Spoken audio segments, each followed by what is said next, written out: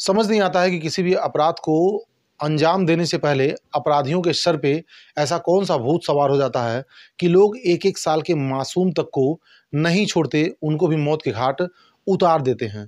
इस तरह की घटनाओं को अंजाम देने से पहले क्या उनके हाथ एक बार भी नहीं कांपते होंगे, या क्या उनकी अंतरात्मा एक बार भी नहीं कहती होगी कि ये कौन सा अपराध करने जा रहे हो। वो मासूम बच्चा है, अभी 1 साल का है, उसने तो अभी दुनिया भी नहीं देखी है। आज की जो सच्ची घटना है उसको सुन करके आपके रूह कांप जाएंगे। नमस्कार, मैं हूं देवव्रत पांडे और आप देख रहे हैं न्यूज़ ऑन द वे।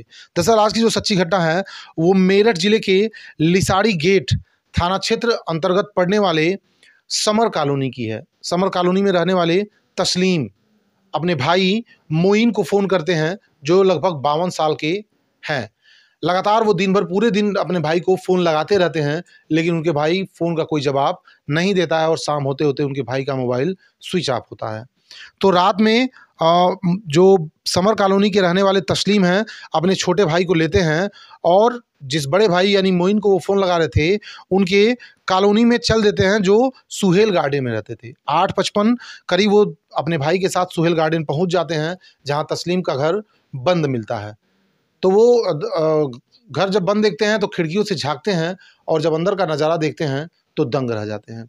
अंदर सारे सामान इधर-उधर बिखरे हुए थे और फर्श पे खून ही खून फैला हुआ था, और वहीं एक बड़े से गट्ठर बांध करके कपड़े में रखा गया था, जिसमें से लगातार खून का रिसाव हो रहा था।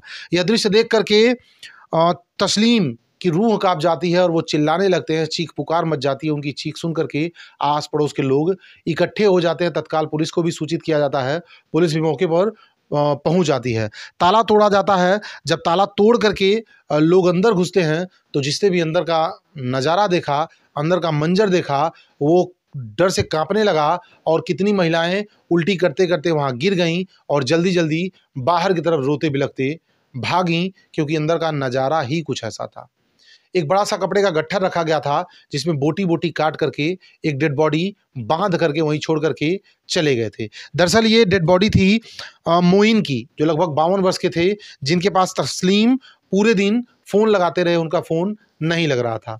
अब जब मोइन की डेड बॉडी लोग देखते हैं तो परिवार के द्वारा बताया जाता है कि 3 बेटियां भी हैं और इनकी पत्नी भी हैं। आखिर वो घर में कहाँ हैं? पूरे घर में पुलिस वाले और उनके जो साथ में गए हुए थे तस्लीम और उनके छोटे भाई, वो इधर-उधर तलाशने लगते हैं कि आखिर पत्नी और 3 बेटियां कहाँ हैं।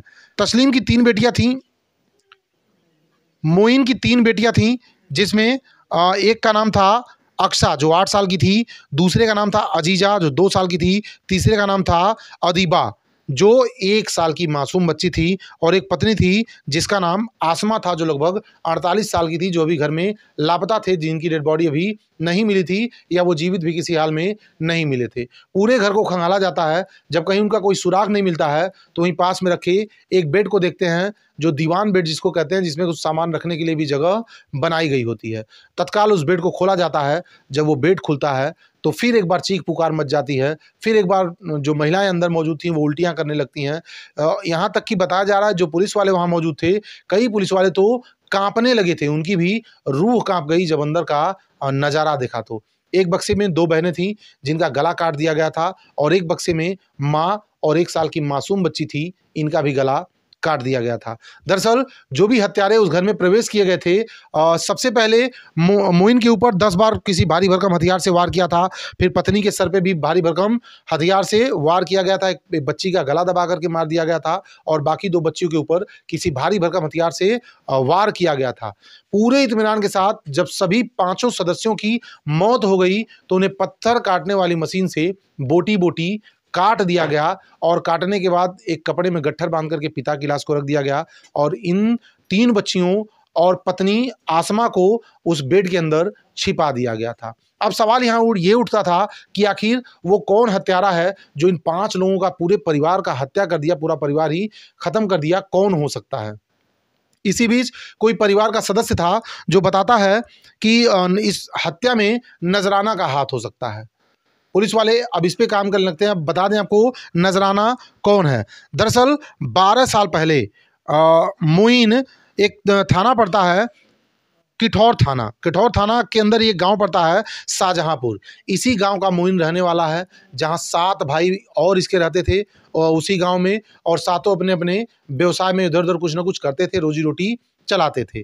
यहाँ से मोइन 12 साल पहले अपने गांव को यानी शाहजहांपुर को छोड़ करके रुड़की के मुआना क्षेत्र में चला जाता है और वहीं राजगीर मिस्त्री का काम करना शुरू कर देता है। मोइन काफ़ी मेहनती था और मेहनत से ही वो अपना परिवार चलाता था। मोइन का काम जब वहाँ अच्छा चल रहा था तो अपने एक छोटे भाई को वहाँ बुला लेता है अपने पास। ऐसा बताया जा रहा है कि मोइन का छोटा भाई भी वहाँ चला जाता है और उसकी पत्नी नजराना, मोइन के छोटे भाई और उसकी पत्नी नजराना उनके साथ वहाँ मुआना में, रुड़की के मुआना में रहने लगते हैं।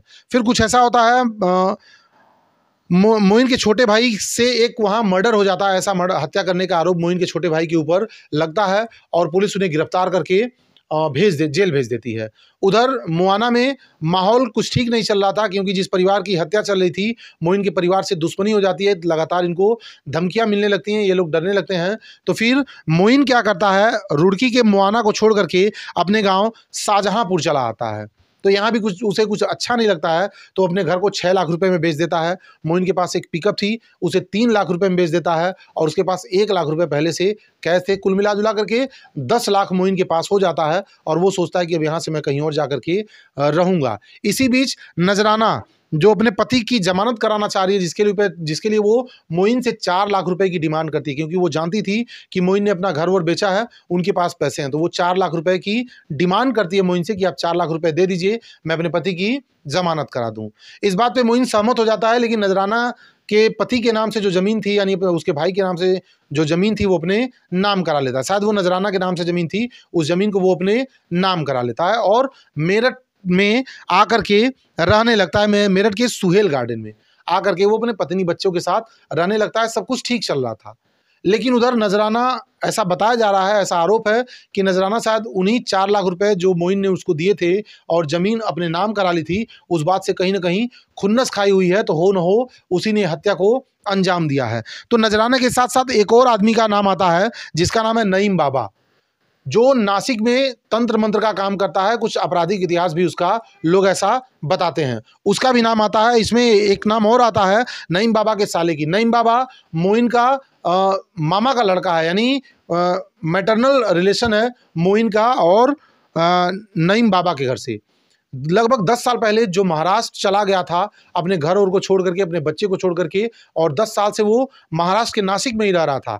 लेकिन अचानक जब इस परिवार की हत्या हुई तो उसे मेरठ में देखा गया। तो यहाँ एक बड़ा सवाल ये उठता है कि जो शख्स अपने परिवार को छोड़ करके नासिक चला गया था, अचानक इस हत्या के टाइम में वो मेरठ किस लिए आया और वो किस काम से आया। बहरहाल पुलिस उसकी तलाश करती है, लेकिन जो नईम बाबा है वो फरार चल रहा है। पुलिस ने अभी इसे गिरफ्तार नहीं किया है, उसका साला भी फरार चल रहा है, इसका मोबाइल अभी स्विच ऑफ जा रहा है। हालांकि मेरठ पुलिस अभी किसी ठोस नतीजे पे नहीं पहुंची है कि इस हत्या के पीछे किसका हाथ है और यह हत्या क्यों की गई और किसने इस हत्या को अंजाम दिया। इतने बड़े सनसनीखेज मामले से पूरा मेरठ हिल गया, सोशल मीडिया पे बाढ़ आ गई इस मामले को लेकर के। जो भी सुन रहा था वो दंग रह जा रहा था कि उन हत्यारों के हाथ कांपे क्यों नहीं उन बच्चियों की हत्या करते समय, जो महज 1 साल की और 2 साल की थी। बहरहाल पुलिस इस मामले की पूरी जांच कर रही है। एक बार और बता दें, 9 जनवरी 2025 लगभग 8:55 पे इस घटना का खुलासा हुआ, जब उनकी हत्या हुई। वो भी जब इनके भाई तस्लीम